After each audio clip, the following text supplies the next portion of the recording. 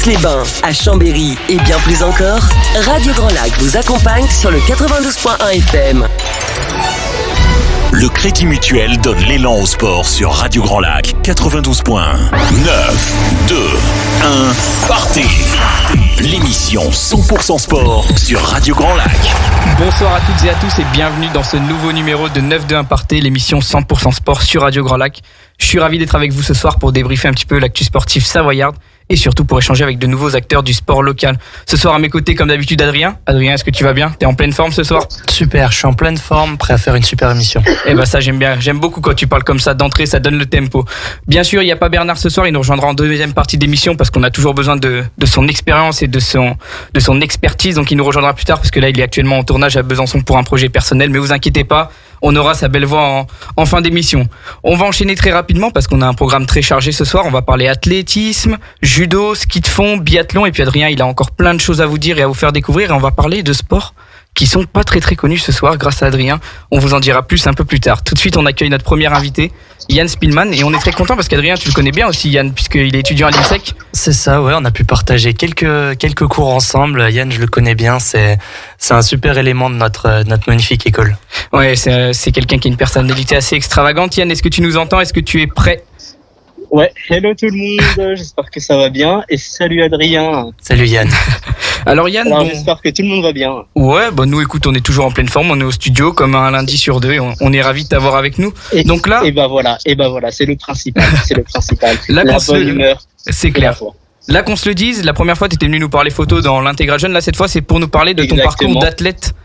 Et plus pratique. C'est ça. Alors toi, si je dis pas de bêtises, tu as commencé l'athlétisme un petit peu sur le tard, enfin il y a 4-5 ans. Et il y a une belle histoire autour de ça. Ça avait commencé un peu tristement par un problème physique et au final, t'as mis un petit peu la famille là-dedans puisque je crois que ta sœur était en athlétisme et t'as voulu aller la piquer un petit peu et la défier sur son terrain. Exactement, c'est totalement ça. Alors oui, j'ai commencé l'athlé relativement tard et c'est vrai que à la fois à cause de mon petit problème physique et qu'il fallait que je compense par un autre sport qui était justement l'athlé et le fait que ma sœur fasse de l'athlé et que je voulais un peu la piquer dans son ego, je l'ai rejoint et franchement ça a été une super belle aventure.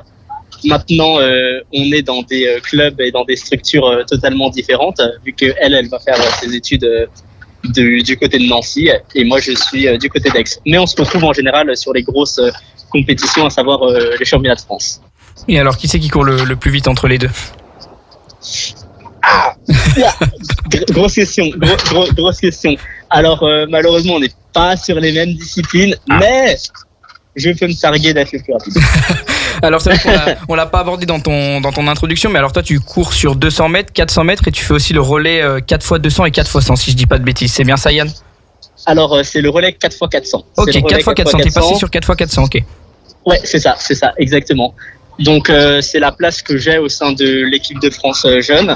Donc je suis en tant que titulaire dans le relais 4x4 et j'ai ma place à prouver en tant que titulaire en individuel sur le 400 mètres.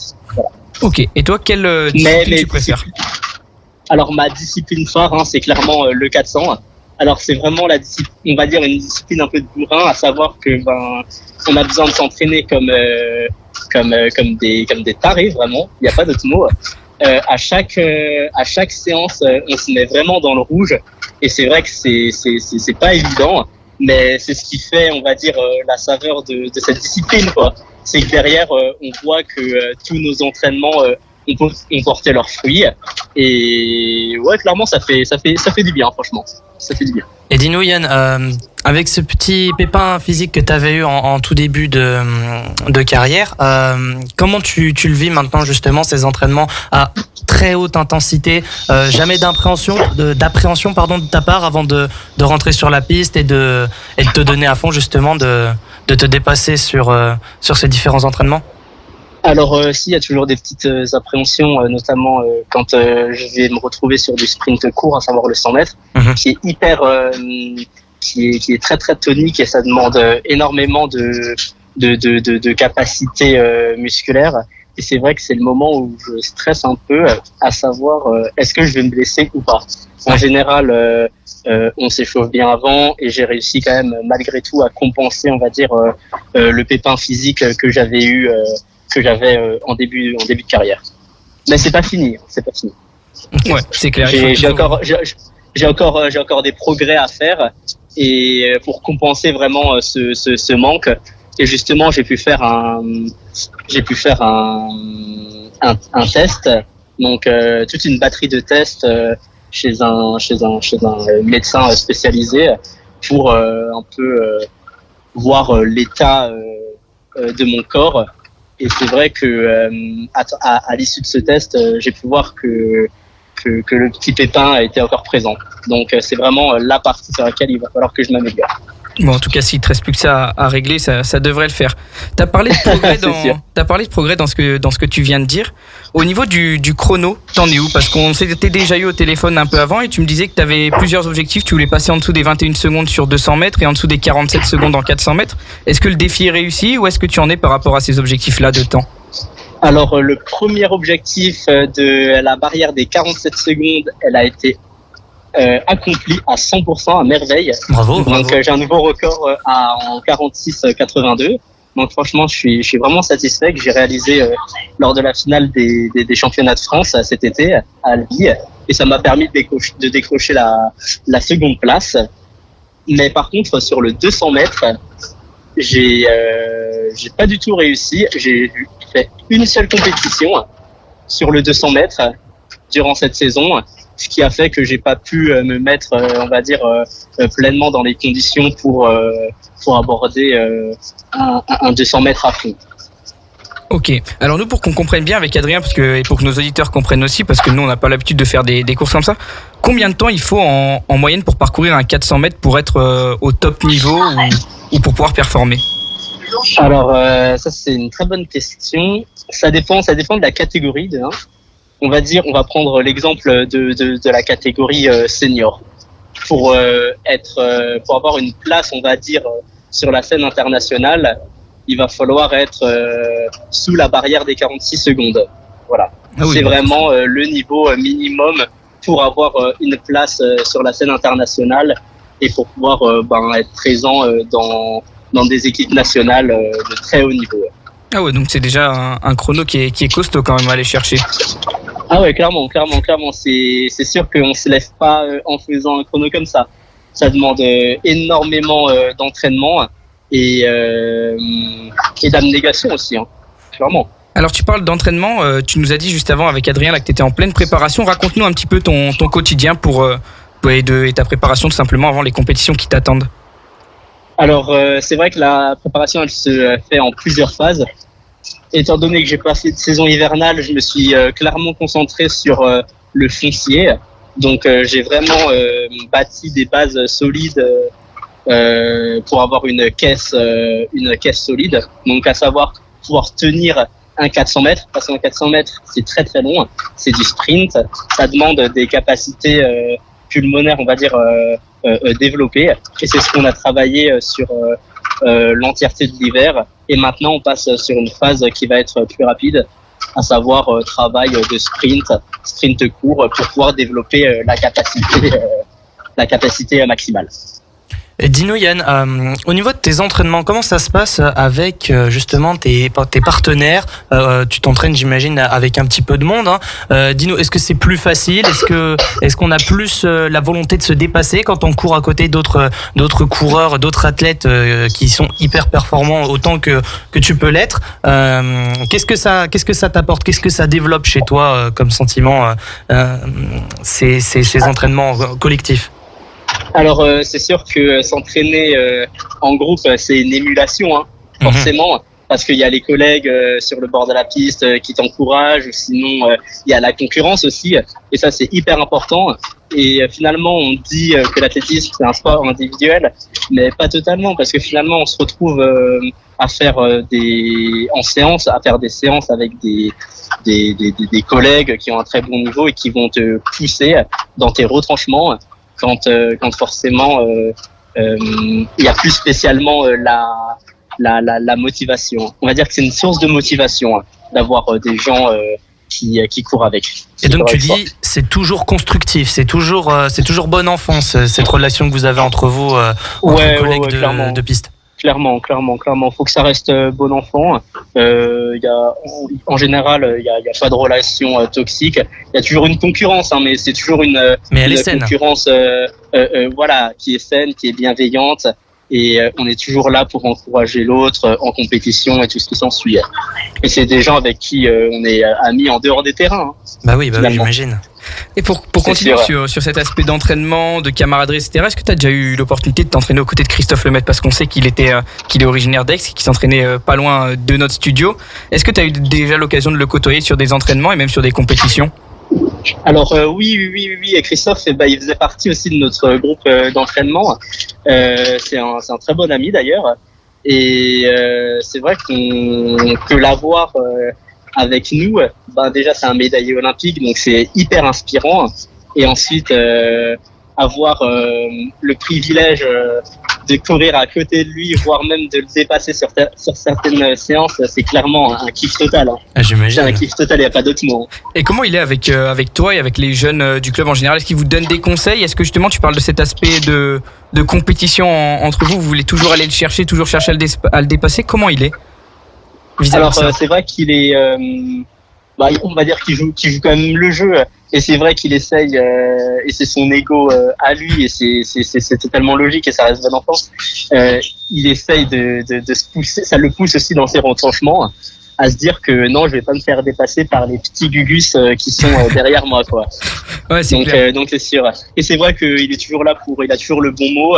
Et c'est un gars qui est gentil comme tout et qui a toujours la petite pointe d'humour à l'entraînement. Donc ça fait toujours du bien d'avoir un gars comme lui à l'entraînement. C'est clair. Mais c'est vrai que maintenant, en ce moment, il est plus tellement sur Aix, parce que il est vraiment entre trois zones d'entraînement en France, et on le retrouve une semaine dans le mois, quoi. D'accord. Ouais, ok. Et pour parler justement de ce changement de structure d'entraînement, etc., tu m'en as parlé un tout petit peu en amont. Tu as eu la chance d'être entraîné par Pierre Carraz, qui nous a quittés cette année. Comment est-ce qu'il était avec toi, et est-ce que ça a changé quelque chose dans ta routine d'entraînement et dans ton quotidien d'athlète à l'Athletic Sport Aixois? Ça a tout changé, ça a tout changé, c'est sûr. Alors Pierrot, c'est vraiment à l'ancienne. Donc c'est vrai qu'il y avait pas, c'était pas un grand sentimental, mais malgré tout, il avait toujours cette pédagogie. Il avait toujours, même si ses mots étaient parfois un peu durs à l'entraînement, ça restait quand même dans un giron pour te faire progresser, pour te faire aller de l'avant. Et ça restait quand même une super personne. Ça reste une super personne, hyper humaine. Et c'est vraiment, il fait partie très clairement de cette génération d'entraîneurs qui a pu sortir des athlètes incroyables. La preuve en est Christophe, mais avant lui, il y a eu une flopée d'athlètes à très très haut niveau, Ouais, c'est clair, c'était une sacrée personne et un sacré entraîneur. C'est une personnalité, c'est sûr. C'est sûr. En tout cas, toutes les personnes qu'on a reçues en plateau pour parler de nous ont dit la même chose et sont unanimes sur sa personnalité, sur ses qualités d'entraîneur. Pour parler un petit peu de la progression, tu en parlais, Pierre Carraz t'a poussé vers le haut, t'a tiré vers le haut, comme Christophe à l'entraînement et comme tes camarades. Tu en as parlé un petit peu en amont de l'émission, tu as connu tes premières sélections en équipe de France. Raconte-nous quel sentiment ça fait d'intégrer ton équipe nationale et de représenter ton pays. Alors c'est un plaisir de dingue. Franchement, j'ai appris que j'étais sélectionné en équipe de France pendant mes vacances. Alors ça s'est déroulé en 2 temps, parce que c'est vrai qu'il déroule pas toute la liste du premier jour. Ok. La première fois, j'ai vu la liste sortir, j'ai pas vu mon nom. J'étais très étonné, je me suis dit, franchement, j'avais fait des super résultats et je comprenais pas pourquoi ils m'avaient pas sélectionné. Et du coup, quelques jours après, j'ai reçu un mail comme quoi j'ai été pris en équipe de France, et là, c'était vraiment le feu, c'était incroyable, vraiment. J'ai sauté dans tous les sens et j'ai pas dormi de la nuit, franchement, c'était C'est magique. On imagine, Oh, on bah, imagine. tu m'étonnes. Et qu'est-ce que ça t'a apporté, toi, justement, quand t'es parti avec l'équipe de France, t'entraîner, faire des compétitions, etc. Est-ce que ça t'a permis d'apprendre de nouvelles choses, de te dépasser et de progresser tout simplement? Ah bah totalement, parce que de un, on va être avec les meilleurs Français. Et c'est vrai que ce qui est sympa, c'est que dans les stages équipe de France et dans les rassemblements, on va pas seulement être avec les gens qui sont dans notre catégorie, mais on va être avec les pros, à savoir les gros coureurs de 4 qui ont fait les JO et tout ce qui s'ensuit.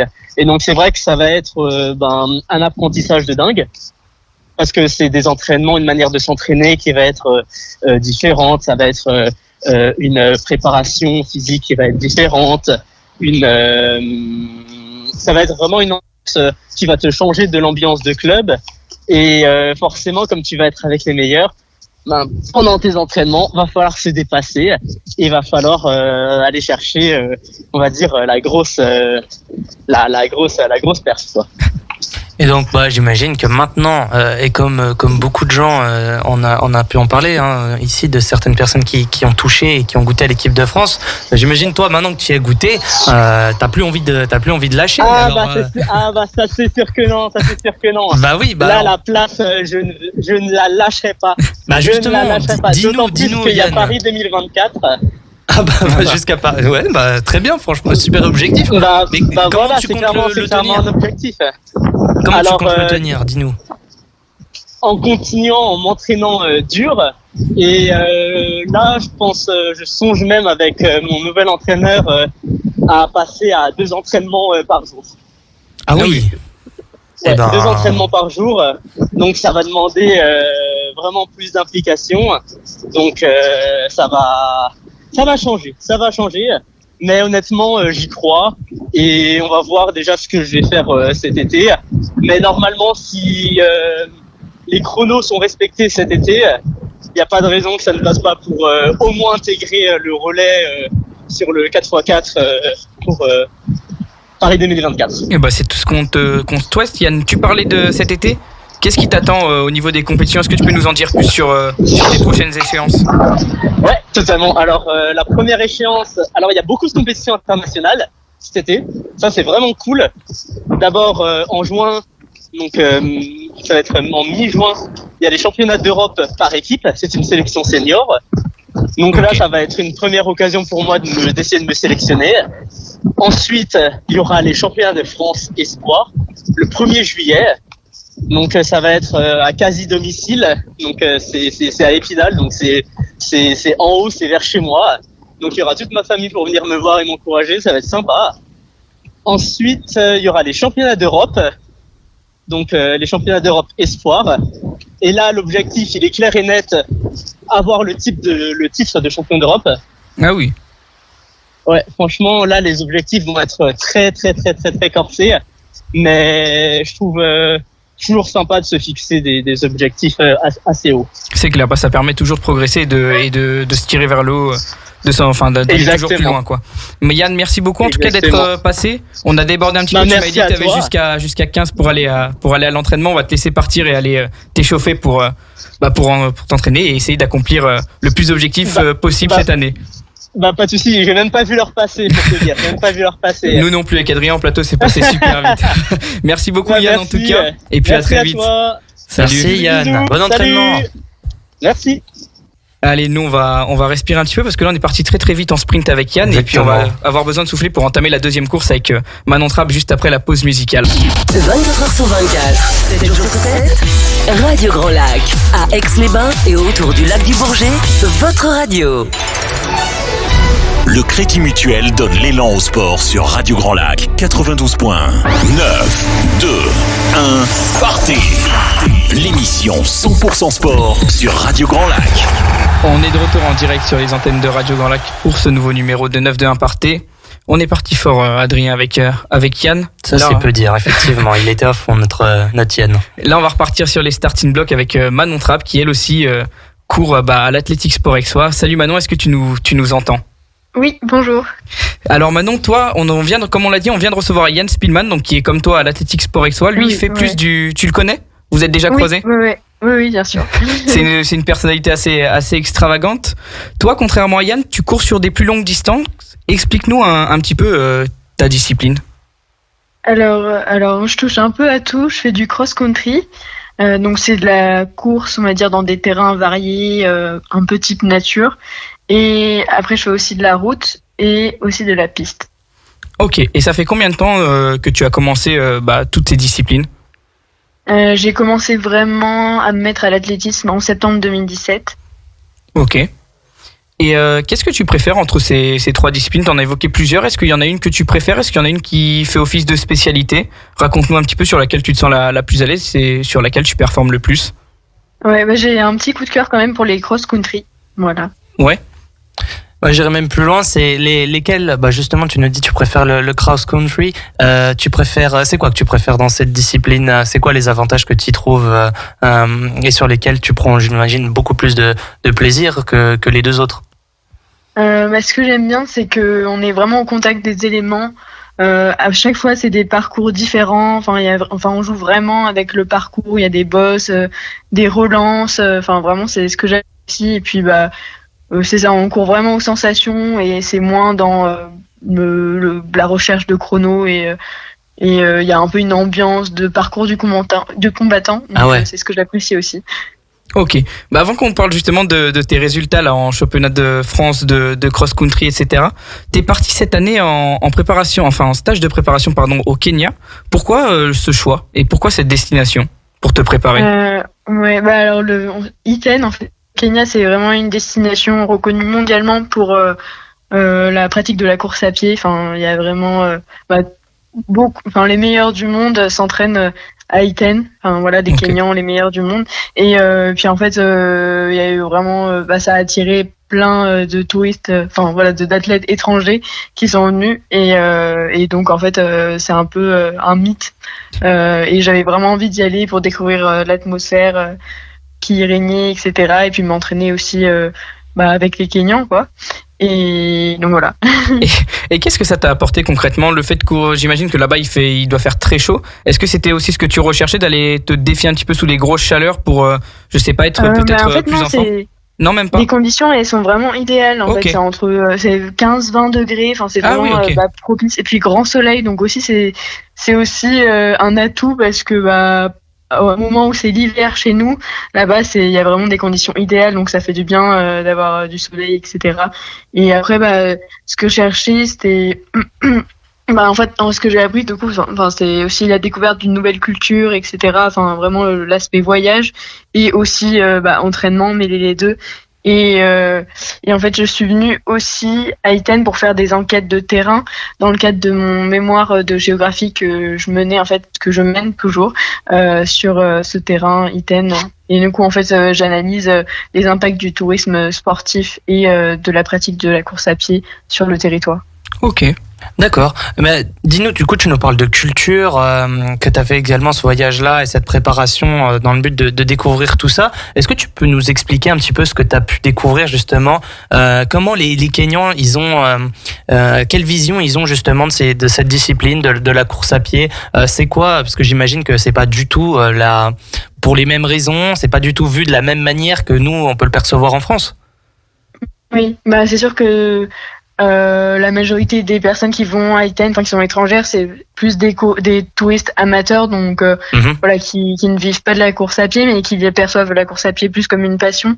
Et tandis que à Iten, les Kenyans en général, ils courent vraiment, ils voient vraiment la course à pied comme un métier, et ils ont vraiment une motivation financière en fait derrière cette pratique.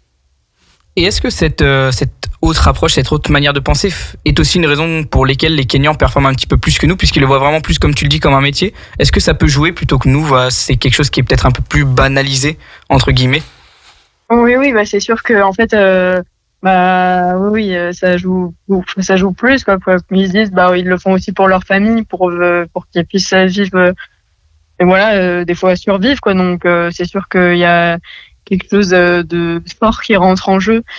Et puis après, en fait, aussi, ils se consacrent entièrement aussi à la course à pied parce que c'est leur métier vraiment, et donc du coup, ils sont plus performants parce que ils ils s'astreignent à une routine super exigeante et ils font que ça, quoi. Et voilà. Ouais, je suis super curieux de savoir aussi comment c'est justement le Kenya. Raconte-nous un peu quel genre de pays c'est, qu'est-ce qu'on y trouve et en quoi c'est vraiment une terre de course à pied fabuleuse.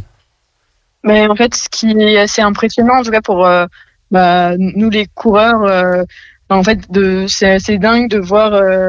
En fait, il y a une densité de coureurs là-bas qui est impressionnante et dès l'aube, on voit des centaines de Kenyans courir, surtout à 6h, 6h15. Ah ouais. C'est vraiment le rendez-vous où là, on peut voir des groupes de Kenyans partir et faire des footings qui finissent très vite, quoi. Donc, dès le matin, comme ça, alors que chez nous, si on va courir à 6h15, on se retrouve vraiment tout seul, quoi. Donc, c'est une atmosphère qui est hyper motivante de voir vraiment cette culture de la course à pied. Puis après, Iten, c'est hyper dépaysant dans les paysages, la terre qui est rouge, la végétation qui est différente, le soleil tout le temps. Et puis il y a la Rift Valley, juste à côté.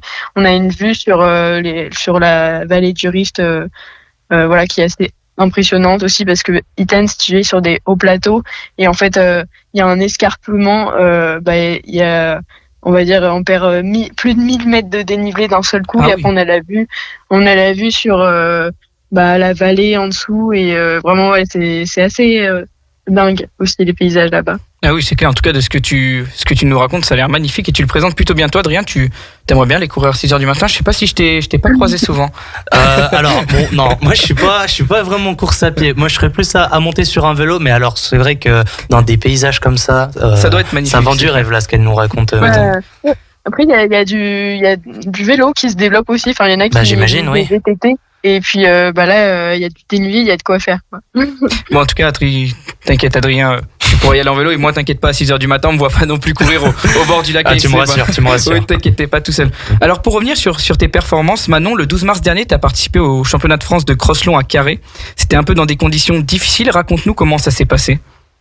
Oui, les conditions étaient assez vraiment typiques cross, quand il y avait du vent, de la pluie. Enfin, il y a eu beaucoup de pluie au moment où on a pris le départ, nous les élites femmes. Et en fait, le parcours était complètement boueux de partout. Donc voilà, on luttait un peu pour essayer d'avancer. Et puis, on me racontait qu'il y avait même des personnes, elles marchaient parce qu'elles allaient plus vite en marchant, quoi, parce que on restait vraiment collés. C'était vraiment assez éprouvant musculairement parce qu'il y avait énormément de boue. Mais voilà, c'est ça qui fait aussi la beauté du cross, c'est que on s'attend jamais. Enfin, à chaque fois on est surpris et puis du coup il faut s'adapter au terrain et puis être fort mentalement. C'est sûr, et puis en plus pour toi ça a plutôt bien marché puisque tu as réussi à conserver ton titre pour la 3e année consécutive et tu termines champion de France de la discipline encore une fois. Comment tu expliques une telle régularité ? Je pense que c'est parce que avec mon entraîneur, on se fixe vraiment un objectif et puis on bosse spécifiquement sur ça et pendant vraiment un bon cycle d'entraînement, et on va pas, par exemple, faire de la salle ou aller courir ailleurs on est vraiment focalisé sur un objectif et je pense que au moins on est concentré dessus, on se prépare bien pour et puis on prévoit le pic de forme à ce moment-là et je pense que c'est pour ça que ça marche en fait. Et raconte-nous un petit peu quelles ont été, j'imagine que tu as rencontré un peu des difficultés tout au long de ton parcours. Qu'est-ce que tu as pu rencontrer comme obstacle qui a vraiment j'imagine rien n'est insurmontable, surtout au vu de ton palmarès, mais dis-nous qu'est-ce qui a pu te freiner, te faire douter au cours de ces dernières années. Je pense aussi ce qui peut faire douter, c'est la conciliation entre les études et le sport de haut niveau. Oui. Parce que en fait on voit que des fois c'est compliqué, quoi, c'est difficile d'être investi dans l'un et l'autre et puis on sait que du coup j'engrange plus de fatigue avec mes études et du coup des fois ça impacte la pratique sportive et puis donc parfois ça c'est un peu dur, on se demande pourquoi s'acharner à faire du haut niveau alors que on pourrait faire ça juste pour le plaisir, mais au final les efforts ils rendent les victoires encore plus belles et donc c'est jamais un regret de s'investir à fond. C'est clair. Et oui, effectivement, j'imagine que au niveau de la conciliation des études et du sport de haut niveau, ça peut parfois apporter des situations où ça coince un peu. Mais j'imagine que je sais pas si t'en es plus proche de la fin ou du début, en tout cas de tes études, mais j'imagine au moment où tu vas pouvoir finir tout ça, tu vas te libérer un grand espace de temps libre pour poursuivre cette carrière-là. Ouais, c'est. En fait, oui, le repos et puis est hyper important. Donc, c'est sûr que j'ai hâte de finir mes études pour essayer de faire une année sabbatique et de me consacrer à fond dans l'athlé pour voir ce que ça donne, quoi. C'est clair. Et aujourd'hui, comment tu fais pour concilier les deux? En fait, là, j'ai choisi. J'ai la chance de faire un master de géographie, en fait, où la place du mémoire est hyper importante. Okay. Et en fait, du coup, c'est surtout de la recherche depuis chez nous. Donc, je suis en fait quasiment tout le temps en télétravail. Enfin, j'ai eu quelques semaines de cours, mais en fait, c'est énormément un travail de recherche sur son mémoire, etc. Donc, en fait, ça me permet d'être chez moi et du coup, moi-même aménager mon emploi du temps. Quand du coup, ça me permet de faire des siestes quand je veux et puis voilà. Donc mais voilà, il faut quand même être organisé.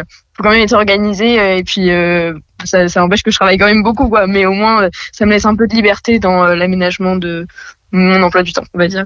C'est marrant que tu nous parles directement de sieste. Ça passe vraiment par là. Ta récupération, c'est les siestes. C'est hyper important. Moi je trouve que ça fait vraiment du bien, ouais. Ok. Et pour revenir sur un petit peu ton actualité, donc le 19 mars, tu t'es testé tu l'as dit, tu cours aussi sur dur, et du coup là t'es passé du cross au dur, t'as participé au semi-marathon de Lille. Avant qu'on parle de ta belle performance, est-ce que c'est important pour toi de varier les courses et de se tester sur plusieurs formats? Oui, parce que je pense que du coup ça permet de jamais être dans la routine et puis en fait ça fait du bien de changer c'est ça, c'est de changer de revêtement, je sais pas comment on peut dire, mais voilà, de format, surface, ouais. Et en fait c'est des sensations qui sont à chaque fois hyper différentes et en fait à travers différentes types de courses, j'ai l'impression qu'on apprend à se connaître aussi et puis du coup à chaque fois c'est des nouveaux challenges. Et puis après, comme je disais, le cross, il y a pas trop de repères chronométriques, mais en fait là aussi, sur la route, ça permet aussi de voir comment on a progressé d'année en année. Faire des 10 km route, par exemple, ça permet d'avoir un repère. Et voilà, si chaque année on le bat, ça montre que j'ai progressé. Enfin, c'est aussi des petits repères comme ça. Et puis après, j'aime beaucoup les sensations sur la route.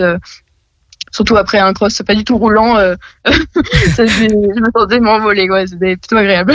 C'est clair. Et tu l'as dit à juste titre, tu parles de connaissance de soi, de son corps. Est-ce que c'est important justement de connaître ses limites pour, surtout en course à pied, pour savoir jusqu'où on peut aller et quand est-ce qu'il faut qu'on accélère, quand est-ce qu'il faut qu'on rétrograde? Est-ce que c'est important?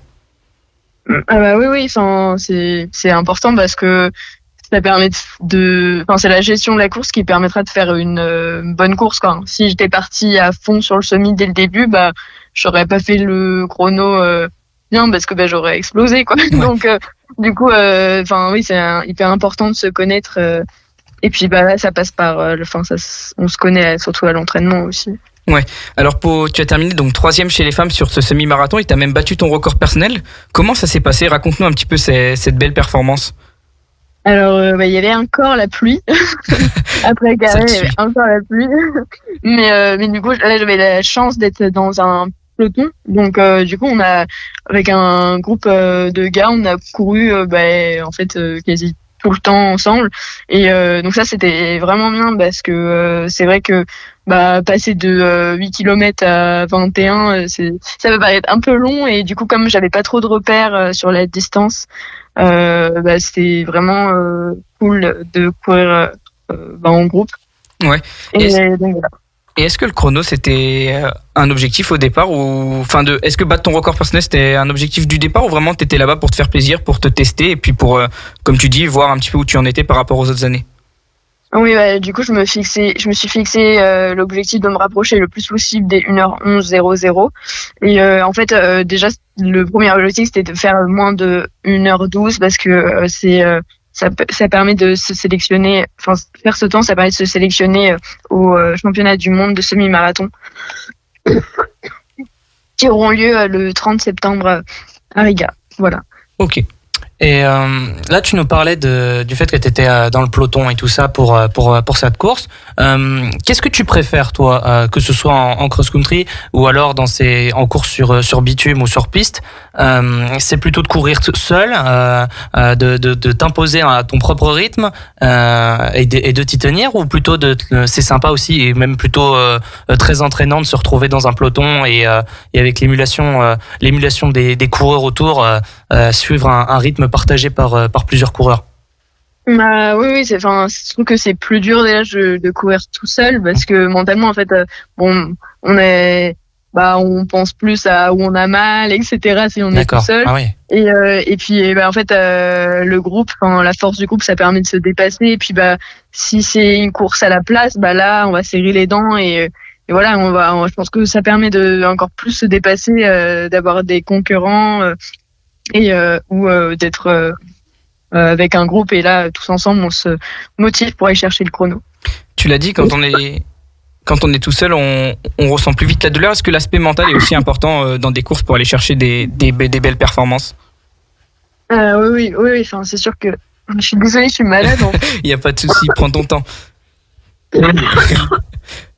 Bon, du coup, Adrien, des belles performances quand même pour Manon cette saison. Hein. J'imagine que c'est les nombreuses courses sous la pluie là qui lui ont donné c'est la pluie qui l'a suivi, qui lui ont fait attraper cette méchante un petit rhume. J'ai boulé de mars là. Donc je disais que du coup le mental, je pense qu'à haut niveau c'est vraiment ce qui fait la différence. Voilà. Je peux plus parler là. Et on va te poser une petite dernière question, après on va te laisser souffler. Quelles sont juste tes prochaines échéances pour toi cette année? Est-ce qu'il y a d'autres courses de prévues? Du coup, là, je vais entamer la saison de piste. Et donc, viser plus chercher mes records sur 5000 mètres et essayer de faire un 10 000 mètres. Voilà, pour découvrir la distance. Okay. On verra bien.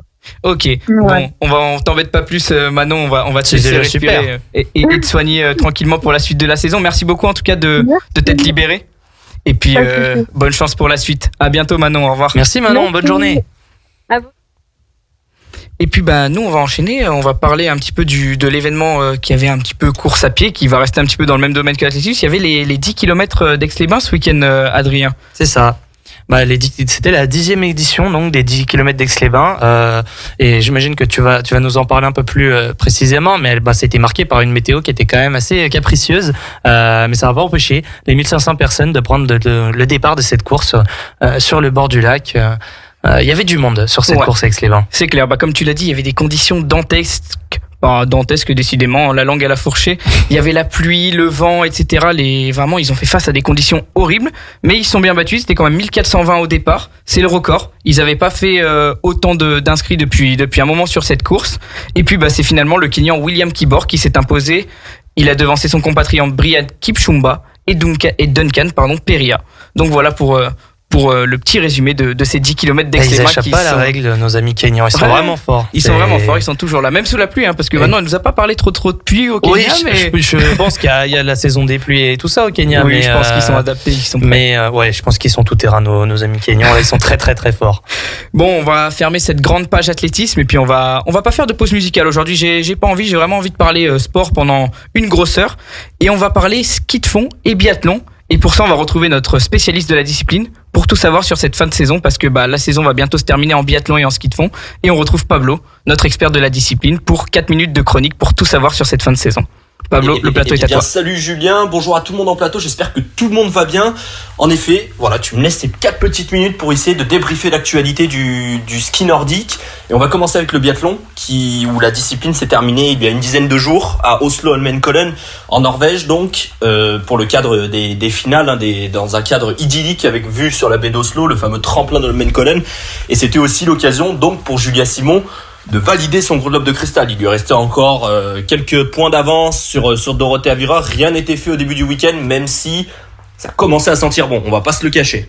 Et la biathlète des saisies n'a pas tremblé parce que dès le samedi, elle s'est offert ce gros globe de cristal, son premier en carrière. Elle succède à Sandrine Bailly 18 ans après. C'est quand même, c'est colossal l'exploit.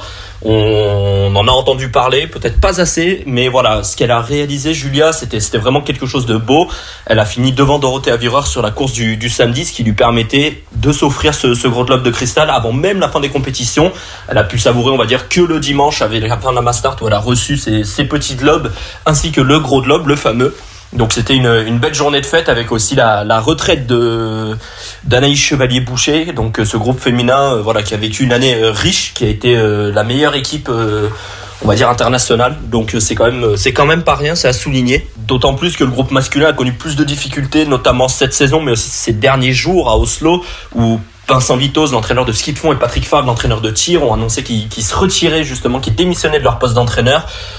Voilà, il y a eu des tensions un petit peu, des mots forts des entraîneurs, mais des mots forts des athlètes aussi, qui auraient poussé leur coach vers la sortie. Bref, épisode à suivre, on va dire, dans la quête d'un nouvel entraîneur, et on verra bien comment les garçons vont se relever l'an prochain. Mais voilà, c'était quand même une belle fête du biathlon avec Julia, ce globe, qu'elle va sans doute présenter aux saisies. Ça risque d'être une très jolie fête en tout cas. En parlant des saisies, justement, on ne va pas s'arrêter en si bon chemin.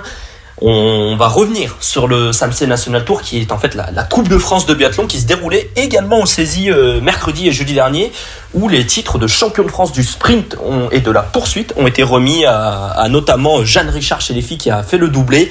Chez les garçons, on a Valentin Lejeune qui a été sacré champion de France du sprint, tandis que Ambroise Meunier, lui, s'emparait de celui de la poursuite. Voilà, donc c'était un petit peu le vivier national qui se retrouvait, on va dire, en Savoie, mais c'est toujours important pour ces jeunes-là de confirmer leur bonne saison, parce que beaucoup d'entre eux, comme Jeanne Richard, Ambroise Meunier, font des saisons à l'international, bien sûr, en IBU Cup, on n'oublie pas, en Junior Cup, sur des mondiaux juniors. Voilà, donc ils sont venus confirmer un petit peu leur saison. On a une Savoyarde qui est de la fête là, Camille Coupé, qui a terminé au pied du podium du sprint, 4e à quelques secondes seulement du bronze, et qui fait 5e le lendemain sur la poursuite. Donc une belle performance pour Camille, d'autant qu'on sait qu'elle a été blessée l'an dernier à une cheville. Donc c'est vrai que cette blessure l'a un peu perturbée dans sa préparation, mais elle a bien fait son retour, on va dire, au fil de la saison. Donc c'est une bonne chose, et on espère que ça présage de tout le meilleur pour elle dès la saison prochaine. Mais la saison est pas totalement terminée, on va dire, pour ce qui est de l'international, parce que les biathlètes et les fondeurs français vont encore se déplacer du côté de Boden pour y disputer les championnats du monde militaire. Donc on sera en Suède cette semaine, et donc on a des athlètes savoyards comme Eric Perrault, le biathlète, qui sera bien présent en Suède, et on aura aussi le pensionnaire du club des sports de Méribel, Richard Jouve. On aura Delphine Claudel qui réside à la fête là. Plein de jeunes athlètes, Léo Savoyard, Hugo Lapalu, ou encore Jules Chapas de la Clusa, qui seront là pour défendre les couleurs françaises sur ces championnats du monde, qui n'avaient pas eu lieu depuis le Covid. Donc ce sera une première pour pas mal des jeunes qui sont présents dans ces équipes. Et ce sera bien la dernière échéance internationale pour les fondeurs et les biathlètes, puisque c'est la dernière grosse échéance de la saison. Ça reste ces championnats de France qui ont lieu du côté de Bessan, vendredi, samedi et dimanche, donc du 31 mars au 2 avril, où on va retrouver des ligues du ski de fond et du biathlon français, même si du coup les athlètes engagés sur les championnats du monde militaire ne pourront pas participer, car les compétitions se terminent le vendredi, si je ne me trompe pas. Donc on n'aura qu'une partie de la délégation française qui sera présente, mais il y aura quand même du beau monde au départ, notamment les douaniers, qui eux ont déjà eu leur tournoi des douanes il y a une semaine. Donc ce sera à surveiller de près, des titres seront décernés, ça laissera peut-être des chances à des jeunes justement moins en vue peut-être cette saison sur les circuits internationaux de se démarquer et de se faire une place parmi les collectifs fédéraux dès la saison prochaine. Et puis après ces championnats de France, bien sûr, ce sera place un peu au repos, aux vacances pour les athlètes, avant de repartir au mois de mai-juin pour une nouvelle préparation et une nouvelle saison en perspective. Et bien voilà, c'est terminé pour moi. J'ai fait le tour de l'actualité du nordique, en passant du biathlon au ski de fond avec les échéances passées et qui restent à venir. Et puis j'espère te croiser à Bessan, en tout cas pour ces championnats de France, Julien. Et en tout cas on va essayer avec Adrien de passer. Adrien, toi ça te tente d'aller voir ces petites compétitions? Ce sera une première, et franchement pourquoi pas. Allez, on note sur le calendrier, on sera présent. En tout cas, merci beaucoup Pablo pour cette très belle chronique qui a bien tout résumé. On devait enchaîner avec un invité judo, mais du coup il a pas pu venir, donc on va accueillir tout de suite notre vieux briscard Bernard. Bernard, est-ce que tu nous entends? Ouais, salut les petits, ça va bien, je vous entends très très bien et je suis très heureux de vous retrouver. Et ben voilà, je vous l'avais promis en début d'émission, il est arrivé et Bernard il va nous faire une chronique souvenir parce que Pablo en a parlé, Julia Simon a décroché le globe de cristal et ça faisait un moment que les filles n'avaient pas été titrées en biathlon. Donc voilà, Bernard il va nous faire revivre le sacre de Sandrine Bailly. Ouais, alors déjà, première petite chose, parce que c'est vrai que moi je suis spécialiste des chroniques du passé, mais quand même un grand merci à Pablo, parce qu'il est vraiment Bernard. Super. Hein. Il a déjà beaucoup de travail, il bosse beaucoup dans son magazine Nordic Mag, mais il a pris quand même le temps de nous faire cette très belle chronique, donc c'est vraiment sympa de sa part. Alors, donc, moi, il faut que je vous parle de Sandrine Bailly. Il va falloir que je résume sa carrière en 3 minutes. Alors déjà, la première chose, mes petits, elle est née pas très loin d'Aix-les-Bains, puisqu'elle est née à Belay, et c'est une athlète qui a un gros palmarès, hein, on va en parler, avec bien sûr cette Coupe du Monde de biathlon, donc le gros globe, qu'elle a remporté en 2004-2005, ça fait un peu moins de 20 ans. Alors, bon, moi j'ai pas mal de souvenirs de cette époque parce que je couvrais assez régulièrement le biathlon et j'ai eu la chance de l'interviewer à plusieurs reprises. Alors vraiment ce qu'on peut dire c'est que c'était quelqu'un de simple, c'était quelqu'un qui était doté d'une grande humilité, qui était toujours accessible, qui était toujours sympa avec les journalistes et vraiment on l'appréciait beaucoup. Et puis à l'époque il y avait aussi Corinne Niogret qui dominait le biathlon tricolore. Elle l'avait dominé à la fin des années 90, au début des années 2000 aussi. Et donc, Sandrine Bailly, finalement, elle n'était pas forcément sur le devant de la scène, mais on savait qu'elle avait un gros potentiel et elle l'a démontré tout au long de sa carrière parce qu'elle a quand même remporté 20 victoires. C'est quand même énorme. Et puis, bien sûr, il y a eu ce sacre suprême, hein, le Graal, comme on dit dans le jargon sportif, ce titre de championne du monde au terme vraiment d'une saison qui avait été exceptionnelle parce que elle avait remporté 6 victoires dans la saison et donc bien évidemment la première place du classement général et c'était une consécration pour elle parce que ça récompensait son talent, ça c'est évident, mais aussi son travail et sa régularité parce que c'était vraiment quelqu'un qui travaillait beaucoup. Donc elle a vraiment un très beau palmarès du biathlon tricolore parce qu'elle a été également championne du monde de la poursuite en 2003 en Russie et puis elle a réussi à décrocher 2 médailles olympiques. Alors malheureusement pour elle, elle n'a jamais été médaillée aux Jeux en individuel. Bon, je pense qu'elle l'aurait sans doute mérité, mais elle a été médaillée de bronze avec le relais tricolore lors des Jeux de Turin, c'était en 2006. Alors moi j'avais la chance à l'époque de couvrir ces Jeux et je me souviens que c'était un moment vraiment très émouvant, cette victoire tricolore en relais.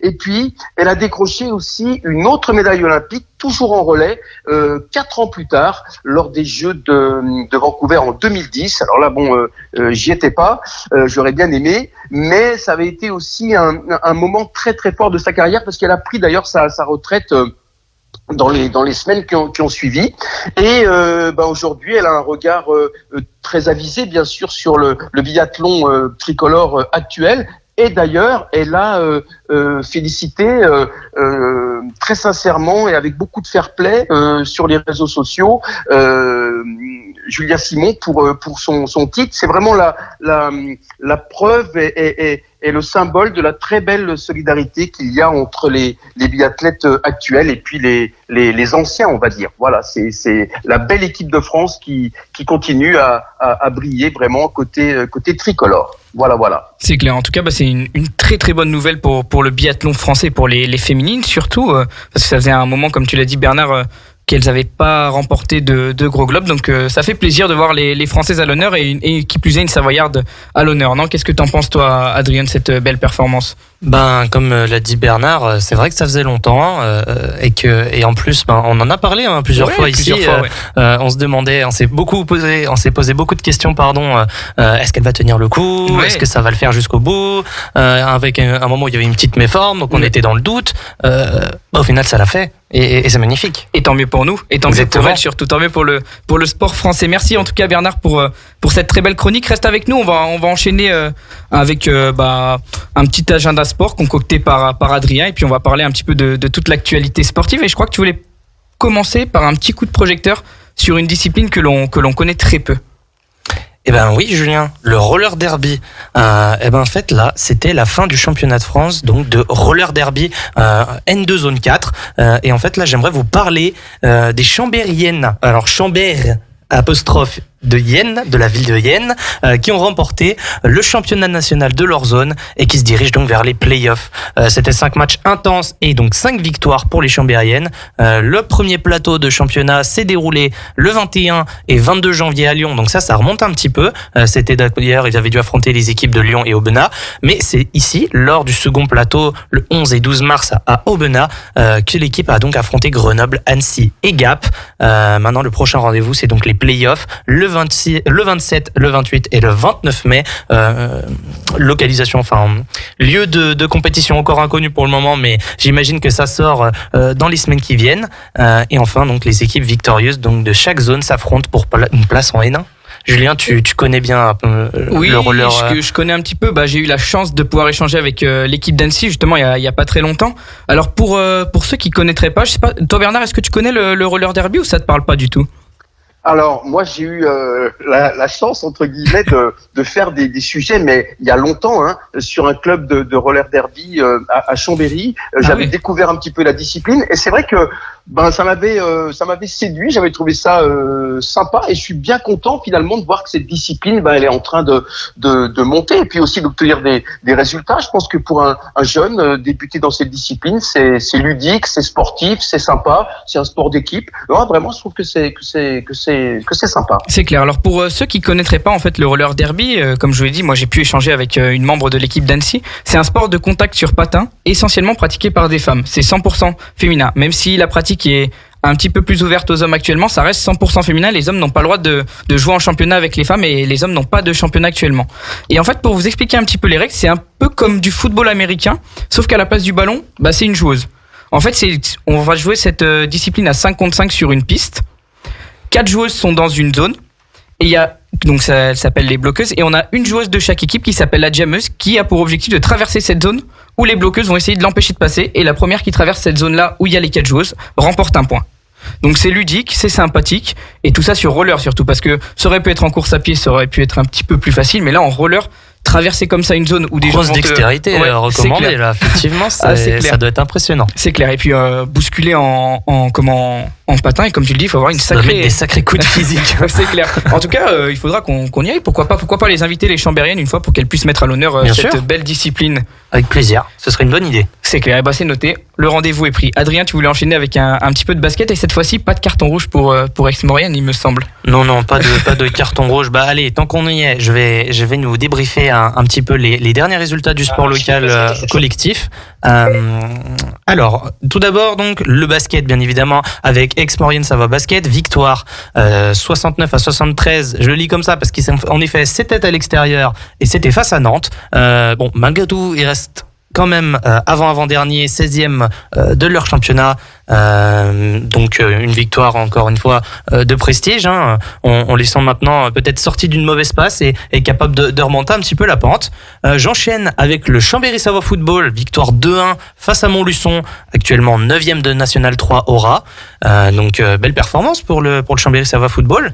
Ensuite, c'est le Soc Rugby Chambéry, victoire 19 à 17 face au Stade Niçois. Ils sont 8e de leur poule, de leur championnat national. En plus, je crois que le prochain match, c'est le derby face à j'ai mangé le nom. Montmélian, Aix-les-Bains, par ici, il n'y a pas beaucoup d'équipes. Non. Ah mince, je l'ai mangé. Bernard, c'est pas grave, que tu peux. Alors Bernard, je sais plus si Bernard, est-ce que tu es toujours là? Oui, j'ai eu une coupure, mais je suis très content de revenir. On a besoin de ton expertise. On cherchait avec Adrien le nom de l'équipe que va affronter le Soc Rugby de Chambéry. Est-ce que toi, tu as plus d'informations que nous avec ton expérience et ton ancienneté dans le métier? Non, alors là, c'était une question piège. Non, très sincèrement, je j'ai pas du tout mis le nez dans le calendrier du rugby savoyard, d'autant plus que maintenant je suis en Franche-Comté. Non, je suis désolé, j'ai pas cette possibilité-là. Là, vous m'avez bien piégé, le petit. C'est pas grave, Adrien. Mais c'est Bourgoin-Jallieu. Bourgoin-Jallieu. C'est bon. C'est pas. C'est un derby presque. C'est presque oui, c'est presque un derby. C'est pour ça que je disais ça. Excusez-moi. Bon bah voilà, c'est en tout cas Bourgoin-Jallieu pour leur prochain match. Et puis je vais terminer. Bon, pour le moment que des victoires, mais malheureusement, c'est sur ce petit clin d'œil handball, la team Chambly, première défaite de cette saison 2023, de cette année civile 2023. Ils sont allés jouer dans le sud face à Saint-Raphaël et ils en ressortent vaincus 32-26. Ils conservent malgré tout leur 4e place à la Pro League. Coup d'arrêt clairement pour les Chambériens qui étaient sur une série folle. Oui, c'est dommage, mais c'est pas cette petite défaite là qui va stopper la série. On espère que les Chambériens vont repartir de plus belle. Non, toi, qu'est-ce que t'en penses, Bernard? C'est pas une défaite alarmante, c'est une petite défaite qui vient après de grosses performances. C'est une grosse série de victoires pour les Chambériens et puis on espère que ça va repartir.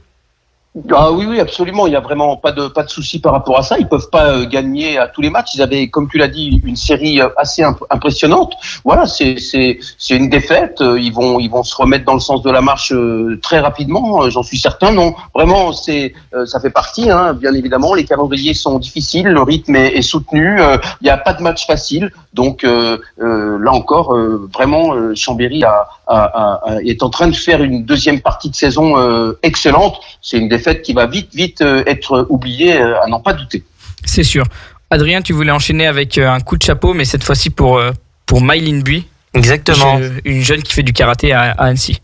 Bah, c'était en championnat d'Europe et la petite Maïline Bui, enfin je dis petite, elle a 3 ans de moins que moi, mais à 16 ans, c'est la grande espoir d'Annecy, comme tu le dis. Elle est médaillée donc chez les grandes, elle continue complètement d'impressionner son monde. C'était ce dimanche, la sociétaire d'Annecy Dojo Karaté, elle a remporté la médaille de bronze par équipe des championnats d'Europe seniors. Donc c'était disputé à Guadalajara. Donc une sacrée performance pour l'Annécienne Benjamin du groupe de France à seulement 16 ans et donc encore junior pour le coup, c'est super performance de sa part.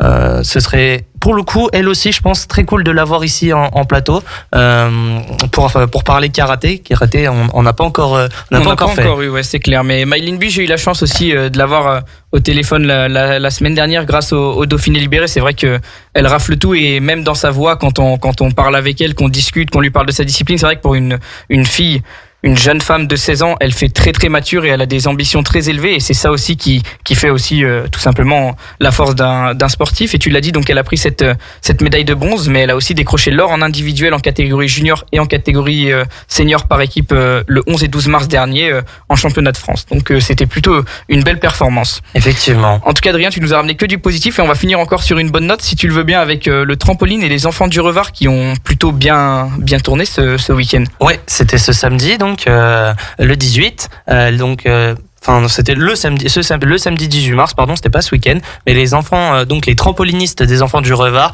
ils ont engagé donc 10 athlètes aixois à cette occasion. Ils ont réussi une super performance en décrochant 8 podiums et 5 qualifications directes donc pour le championnat de France. Grosse performance, hein, effectivement. On a aussi du talent du côté du trampoline à Aix-les-Bains, donc c'est super encourageant. On va maintenant les suivre justement pour tous ceux qui se sont qualifiés pour ce championnat de France. Et bah c'est sûr, en tout cas ça aurait fait plaisir à la marraine de notre émission qu'on parle un petit peu de gymnastique et trampoline. Toi Bernard, le trampoline c'est quelque chose que tu as pratiqué ou que tu aimerais aller pratiquer? On peut t'envoyer un envoyé spécial là-bas. Non, je pense que ça serait un désastre. Micro en main sur les trampolines. Ouais, ça devait être avec mes enfants, je pense. Donc non, c'est pas ma spécialité. Je suis pas doué pour ça. Et bon, on va finir sur cette bonne note. À moins qu'Adrien, tu aies quelque chose à rajouter sur le trampoline. Toi, tu fais des figures ou non? Je fais pas des figures, mais par contre, j'avais un petit clin d'œil et un petit hommage à faire en ski. Bernard, tu vas pouvoir m'accompagner sur ça. C'est la double championne du monde, Tessa Worley, qui a mis fin à sa carrière sur une 4e place. On va dire malgré en fait elle s'était imposée le vendredi juste avant en Super G et donc elle fait malgré tout une 4e place le samedi au championnat de France à Or, c'était dans les Hautes-Alpes et la course elle a été remportée par Tiffany Roux malgré tout. Donc c'est une magnifique fin de carrière pour l'ancienne championne qui a eu le droit à sa haie d'honneur. Bernard, raconte-nous un petit peu qui était Tessa Worley. Ah, mais Tessa Worley, c'est d'abord la double championne du monde du géant. Hein. C'est un palmarès exceptionnel. 36 podiums en carrière, 16 victoires, toutes remportées en slalom géant. C'est une athlète qui a une longévité vraiment intéressante, hein, plus de 10 ans au plus haut niveau et un palmarès magnifique. Elle a atteint les sommets. Elle a été régulière. Elle a été blessée aussi. Elle a été confrontée à ces problématiques de blessures, mais vraiment c'est une athlète qui laissera vraiment une marque importante dans le ski tricolore. On va lui souhaiter bien sûr une très belle reconversion, une très belle continuation dans sa vie personnelle, mais sur le plan sportif, elle a vraiment été exceptionnelle et je crois qu'on peut vraiment lui tirer un grand coup de chapeau. Oui, un grand bravo à elle pour la skieuse qui est originaire donc de la station du Grand Bornand. Bravo à elle et magnifique fin de carrière, elle finit en beauté. C'est clair, en tout cas ça va le faire un vide en équipe de France. Bernard Adrien, il est déjà 19h, je vais faire mon monsieur loyal comme d'habitude, mais moi j'ai des objectifs maintenant, je ne fais plus le quart d'heure savoyard.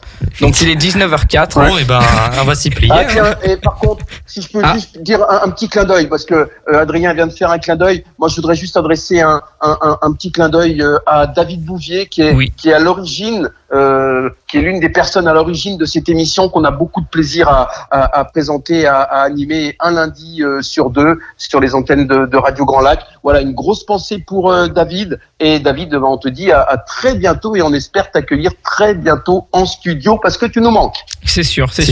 Un beau clin d'œil. C'est vrai qu'on n'en a pas parlé jusqu'à maintenant, mais on espère qu'il va venir nous faire une petite chronique, ça pourrait être sympa. Oh, je suis sûr qu'il serait capable. Il a la capacité, à mon avis. Il a des bonnes capacités. Il est bon pour ça. Oralement, il est très très fort. Il est à l'aise.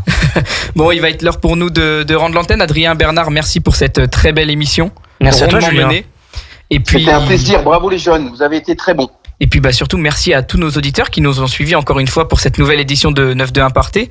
On va se retrouver le 10 avril prochain, lundi de Pâques, mais nous on a décidé de venir encore parler de sport sur les antennes de Radio Grand Lac. Et puis en attendant, je vous souhaite une très bonne soirée à tous et à très vite sur les antennes de Radio Grand Lac.